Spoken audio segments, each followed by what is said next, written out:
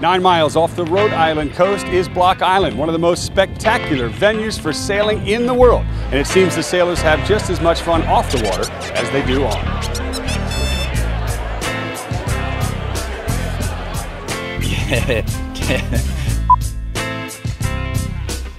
I wish I had more memories off the water.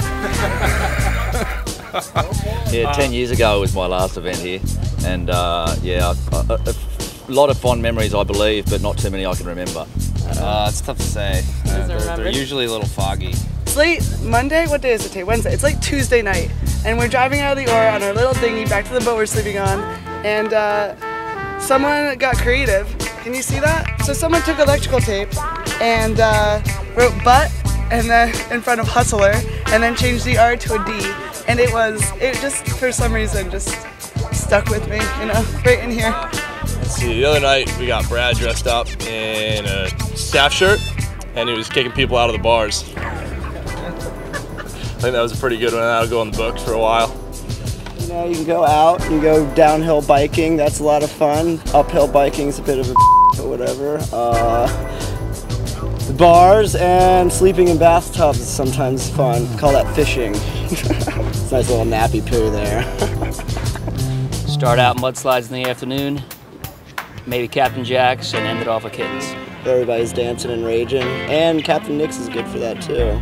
My tactician says it's the most fun you can have with your clothes on. Hi, I'm Tucker Thompson from T2P TV, and welcome to day number 3 of the 25th biannual Block Island Race Week. We're here in the Great Salt Pond, about to head back out to the race course, and the weather is spectacular.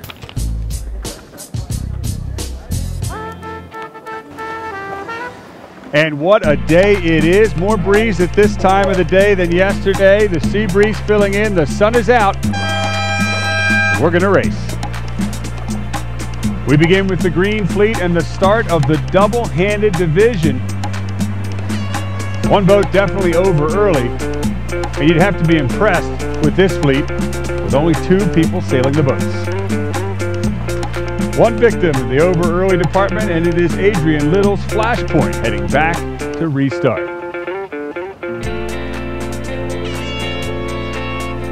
That was the gun for cruising Non-Spinnaker. Bert Keenan's Acadia is leading this division. Here's Blackwatch at the pin using momentum to her advantage. And looking good.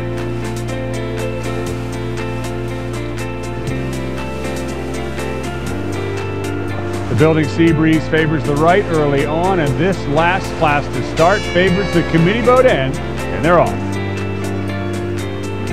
Scratch that, this is the last class to start.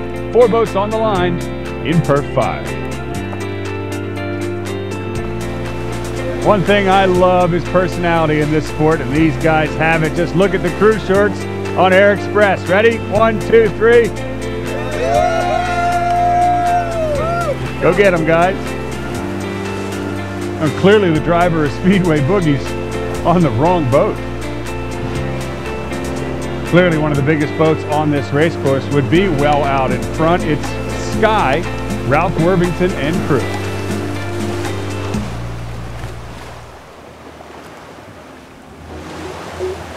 For this fleet, it's a long distance course, 1 race a day, giving the boats a chance to stretch out their legs.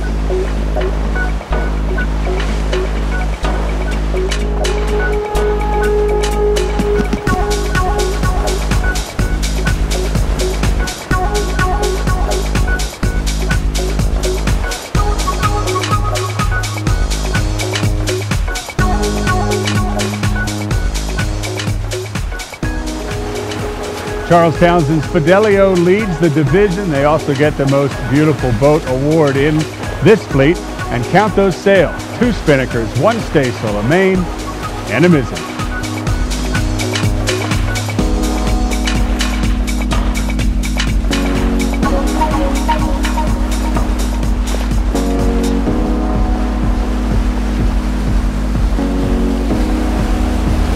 The unsung hero in any race boat is the bowman. And here 2 of them are working on a problem. We're not sure what it is. Maybe the roller furler's jammed up. They're going to have a few miles to sort it out before the next upwind leg. Now we got 3 of them in on the job. We got it bow committee. There we go, send in the young guy.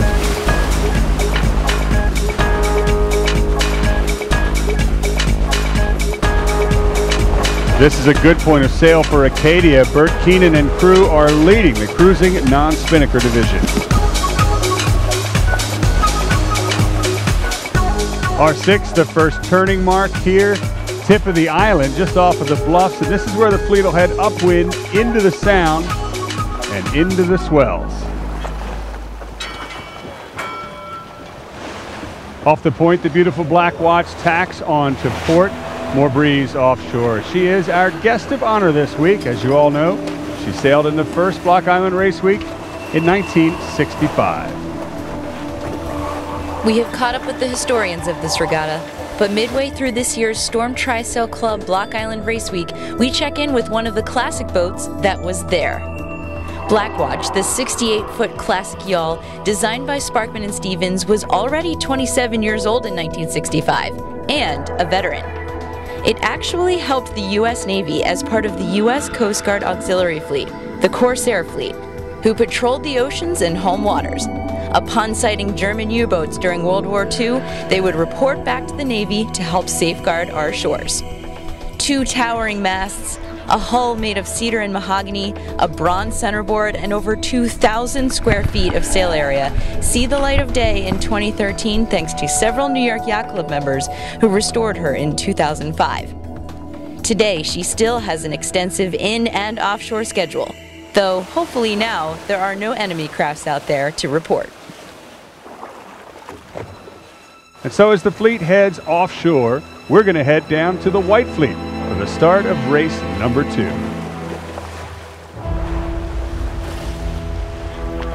It's the J44s up first. Well, here's a different look at the start. I've heard of a midline sag before, but this is a giant pin end sag. The boat at the boat end nails the start perfectly and evenly down from him. Each boat is respectively off the line until we get all the way down here with number 11. It's Jeffrey Willis's Challenge 4, currently leading this division by 3 points over Jim Bishop's Gold Digger. Gold Digger had a bad start, so these guys are happy. With Marlowe on the main and a start like that, it's easy to see why Douglas Curtis is winning this division. Wicked 2.0 in front of the J111s.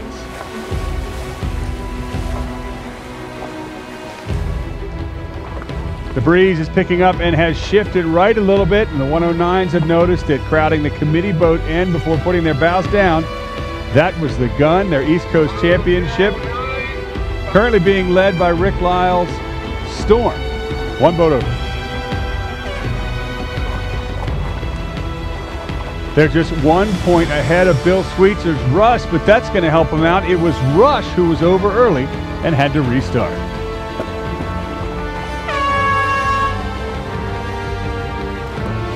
Upwind, the breeze is definitely building, and this time it's shifting left near the top of the island, with all the J44s on starboard and the 111s on port.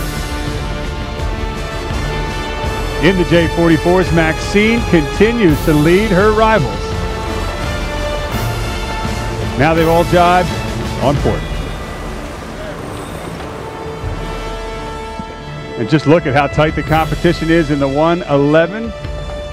Out in front is Eagles there, Mike Piper, but he's going to have to work hard to keep 3 or 4 boats just behind him from catching his breeze.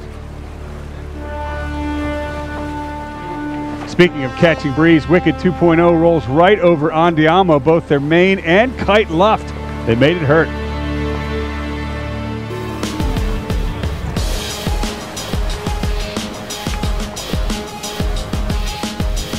In the J109s at the top mark, Rick Lyle turned a really good start into a great lead as he tacks from the port tack lay line, comfortably in control of the fleet.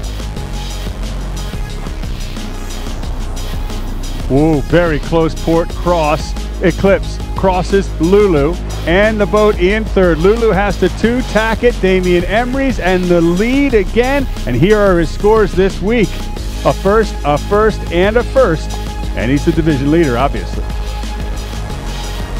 In the J109s, it's long port jibe favored, and Storm is still in control.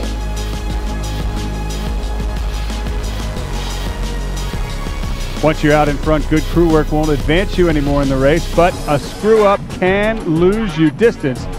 The crew takes no chances and drops the kite early.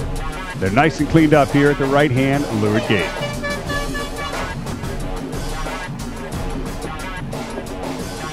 Five and 12, we're having a little tussle past the starboard lay line. Now they've jibed into the mark. Can 12 keep the overlap?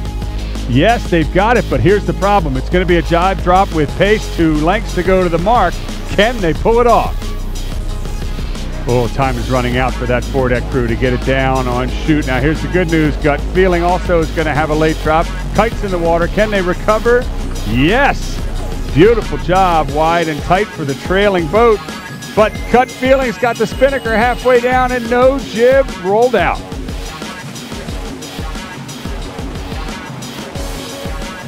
Problem for number 10, but they'll recover by going well past the leeward mark before dropping the kite. A shake up in the J105s. It's shake down, now out in front of Eclipse here at the leeward gates. The breeze has shifted right. The course has been changed in that direction. They're definitely rounding the correct leeward gate. And finally into the finish with the J44s, and what a race it's been for Maxine. Bill Ketchum and crew currently sitting in 3rd place overall. This will definitely help the scores. And so we've officially eclipsed the halfway point here at Block Island Race Week, and now is when an interesting transition begins to occur among the fleet. Those within striking distance of a top-level finish will start to focus more on the sailing, and those who are not will certainly start to focus more on the festivities here on shore. Either way, it's all part of what adds to the allure of Block Island Race Week. More to come tomorrow. I'm Tucker Thompson from T2P TV.